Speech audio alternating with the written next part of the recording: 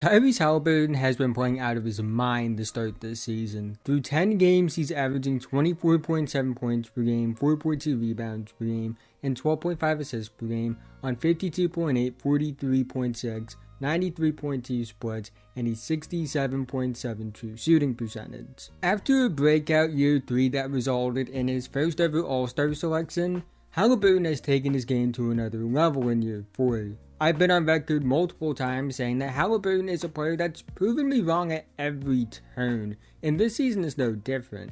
While it's early on in the season, we still have a whole rest of the season to play. He's showing he can be the engine of a contending level offense. But quickly before we go any further, if you're new and like basketball, I'd really appreciate if you would like, subscribe, and hit the notification bell to be notified whenever I release a video. I make videos about basketball all the time, and liking and subscribing are the two best ways can help me out in the YouTube algorithm, help support the channel, and help me reach my goal of 10,000 subscribers by the end of the 2024 season. Let's try and get 100 likes on this video so YouTube will recommend it to others. Anyways, let's talk about Tyrese Haliburton.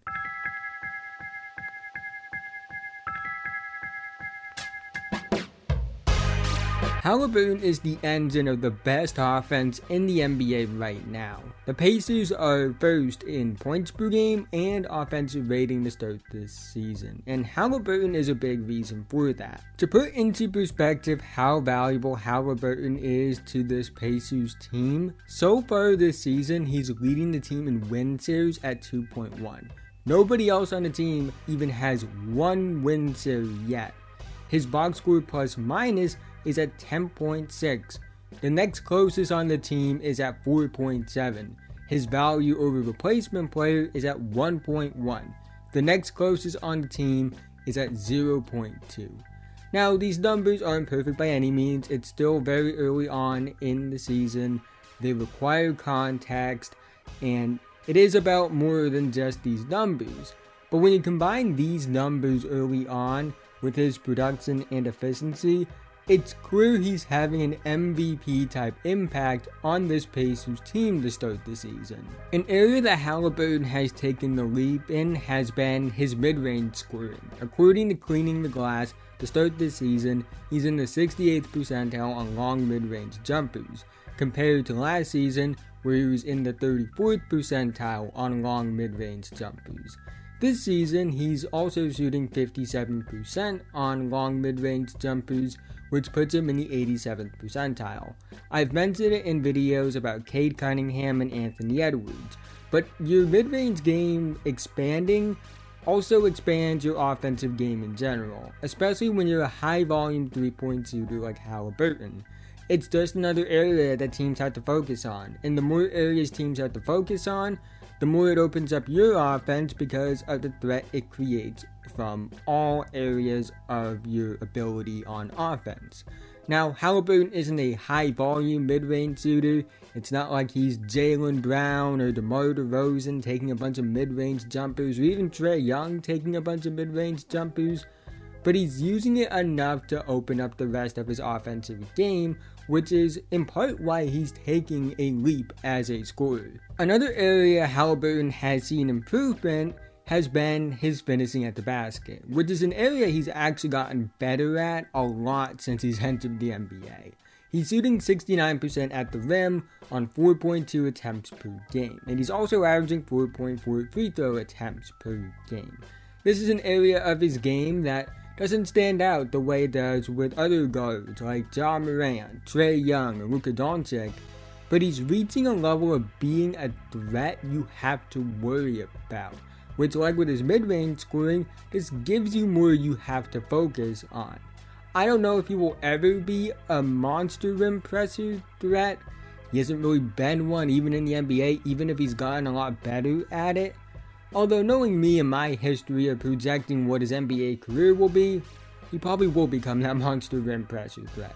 But in all seriousness, I think with his mid-range scoring and his finishing, they're reaching levels where he's becoming one of the better scorers in the NBA. Of course, Haliburton is a great three-point shooter. He's been a great three-point shooter since his rookie season. In fact, I will go as far to say, the moment he stepped onto an NBA court to now, he's been one of the best 3-point shooters in the NBA. He's never had a season where he shot below 40% from 3 or averaged less than 5 attempts per game. He has a versatile shot diet. He can shoot off movement. He can shoot off the catch. He can shoot off the dribble. He has deep shooting range. Every shooting intangible you could possibly ask for, Haliburton has. And honestly, I believe he's in the conversation for best non-Steph Curry 3-point shooter in the NBA. But where Haliburton brings his most value is his playmaking. His handle is great. That's an area he's made a significant amount of strides with since entering the NBA. In fact, I would go as far to say, I haven't seen another player improve their handle the way Haliburton has from college to where he is now in the NBA. His handle went from one in college that I thought would limit him to being a connecting off-ball playmaker to one now where I look at his handle and say, this is more than good enough to be a primary creator. On top of that, his vision is off the charts. His feel for the game is truly special.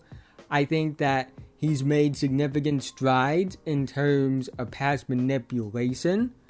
And while I don't think his handle or pass manipulation are quite on the level of a Luka, LaMelo, or Garland per se, I do think it's a hair below them. And I also believe he's on their level as a playmaker and might have an argument for being better. And that has a lot to do with his efficiency. He understands his scoring gravity. He's a great scorer, which opens up his advantage creation opportunities. But his efficiency as a passer is rare. He had a 4.1 assist to turnover ratio last season. This season, he has a 6 assist to turnover ratio. That's absurd for somebody that's as creative, crafty, and high usage of a passer as Haliburton is. It's not normal, especially considering how much he does as a passer. To have that much offensive responsibility and also make great decisions consistently and not turn over the ball a lot is truly special. And overall, I think Haliburton is one of the smartest offensive players in the NBA that makes great decisions not just as a passer but as a scorer, which is reflected in his efficiency in both of those areas. While I may not agree with it, I do understand some of the skepticism with Haliburton. I've been skeptical in the past. I'm not anymore, but I was in the past. And I think a lot of it has to do with his game being very unconventional looking on tape.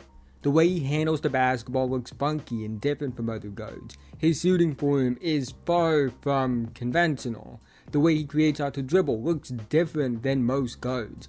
He does jump passes regularly when most only used in dire situations. His game is just very funky looking on tape. But that doesn't take away from just how great he is. He's on pace to have the second season in NBA history where a player averages at least 20 points per game and 10 assists per game on 40% from 3, joining himself from last season. He's growing as a scorer to the point where I don't think that 25 plus points per game is out of the cards, on top of being a 10 plus assist per game playmaker. A guy who can be one of the better scorers in the NBA and one of the best playmakers in the NBA. A point guard that can get you at least 20 plus points and 10 plus assists while also being 50, 40, 90 levels of efficient, as well as not making many bad decisions as a playmaker. That's an incredible player. I still think Haliburton brings a ton of value to the lineup and role versatility. I think he can be your second option. I just think that his skill set is well-rounded. But he's proving he can be the primary point guard. He can be your initiator. He can be the guy that's your offensive engine. And not just the offensive engine of any team. The offensive engine of one of the best, if not the best offense in basketball. I don't know if Haliburton knows who I am. I highly doubt he does know who I am. Even if it does feel like he knows who I am. Because he's proven like every point I've made about him up to this point wrong. And he's somebody that just keeps getting better. And I love that. I love the fact that he's proven me wrong. I love that he's more than the connecting, role-playing playmaker that plays off the ball like I thought he would be when he entered the NBA. I'm glad he's proving he can be more than just the second star. I think he can be your main star. And when you see improvement the way we've seen it with Haliburton, it's hard to set a ceiling on a player like that because he keeps getting better. And really, even though he may not be the best athlete on the planet in terms of pure explosion and quickness, maybe his game doesn't look the most conventional, the fact that he's getting better every season, the fact that his efficiency is getting better with his production, and the fact that he's putting up all-time numbers at such a young age is enough for me to believe that you really don't have a ceiling as a player. There's no telling just how good that player can be. And for Haliburton, I could be making a video in a few years talking about him as the best point guard in the NBA. I don't think that's out of the cards based off the way he's improving. And if he continues to improve the way he has as he enters his prime, we could be talking about something truly special. But that's the end of this video. If you made it to this point, thank you so much. Again, haven't already, like, subscribe, hit notification bell, notified whenever I release a video. I make videos about basketball all the time, and liking and subscribing are the two best ways that can help me out in the YouTube algorithm, help support the channel, and help me reach my goal of 10,000 subscribers by the end of the season. Let's try and get 100 likes on this video so YouTube will recommend it to others. In the comment section below, I'd love to hear your thoughts on Tyrese Haliburton, how good you think he's been, how good do you think he will be, and where does he rank among the point guards in the NBA. But with that being said, have a nice day, and I'll see you guys in the next one.